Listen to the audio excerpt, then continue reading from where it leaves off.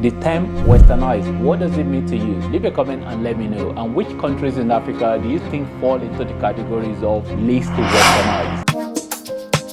Colonization, imperialism, slavery, what has this done to Africa? It really means that a lot of African countries have been seriously westernized. And westernization is a word that a lot of people associate with development in terms of road infrastructure, in terms of, high-rise building. But for me, it really has to do with some intangible things like, political structure, language and economic structure. All of this for me are the things that I associate with westernization. For me, there are a few countries that fall into that category of least westernized in Africa, and sadly Nigeria, my home country, is not going to be on the list. But I just want to discuss one particular country, Ethiopia. Why Ethiopia? Please stay with me and let me explain. The first reason why Ethiopia falls into that category of least westernized country in Africa has to do with colonization. Ethiopia is the only country in Africa that has never been colonized. I mean, the Italians occupied the territory during a period, but it didn't really last long, and Ethiopia has that title of a country that has never been colonized in Africa. And you have Liberia that a lot of people do mention as well, but Liberia, it wasn't really a country until, the enslaved people that were free in America, they just used that territory or that land, present day Liberia, as a place for them to kind of like to come back home, really. And that was when, Liberia was created as a country. So, but Ethiopia is the only country that, existing country that has never been colonized. And when we're talking about colonization and imperialism, you understand a lot of things that comes with that, a lot of baggages that come with that, because it means that they're the one that set up your police, they set up all sort of things for you, and they really dilute your your way of life and everything. And this is what has been done to a lot of African countries, especially the sub-Saharan African countries, and a lot of destruction as well, all those ancient history and looting of a lot of artifacts and all of those things. So it just really means that Ethiopia really have that advantage of least westernized country. And another thing really to talk about has to do with the economic structure. Economic structure of a lot of African country has always been based on looting of resources, and then they then set up your financial system. I'm not really saying that is the reason why Ethiopia will be richer than other African countries, but Ethiopia isn't the richest country in Africa, but definitely the economic structure it just means that they are the one that did it themselves, and it's not really being set up by by the colonialists. There's something that was mentioned in terms of economic structure, which I'm not really sure whether is the advantage or disadvantage, is the stock exchange.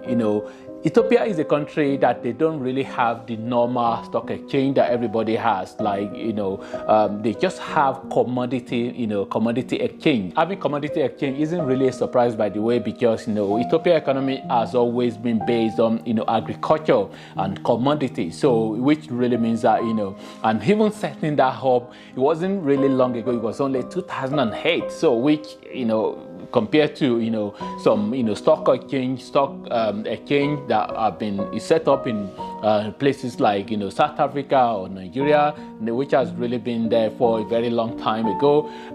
So whether it's the advantage or disadvantage that Ethiopia doesn't really have that structure of the usual stock market, I don't know whether it's advantage or disadvantage, but it just means that they haven't been westernized in that area. During the period when most African countries were getting independence, and they were setting up their democracy and election and all of those for them, Ethiopia didn't really have that. I mean, it wasn't until around in the 70s, maybe 1975 or so, when the emperor that was there at the time, when it was removed from power. So it just really means that, from that angle as well, Ethiopia has really been having their own structure or political system, for a very long time, because they were not colonized. Does that really mean that the system of government that they have in Ethiopia is better? I'm not really saying that, but the bottom line here has to do with the fact that, they are the one that set it up themselves, and, from that, so it's not really like other countries that were colonized, and, when they were getting independence, that was when, they have to be told what to do, and then they set their political structure for them. When it comes to Westernization, language is a very, very important factor that cannot be ignored. Ethiopia is one of those few countries in Africa that have their language as their official language. So they don't have any foreign language as their official language, like a lot of African countries whereby you have francophone French-speaking country, you have anglophone English-speaking country, you have lusophone Portuguese-speaking country, and then you even have the Spanish-speaking country as well. Only one country actually in Africa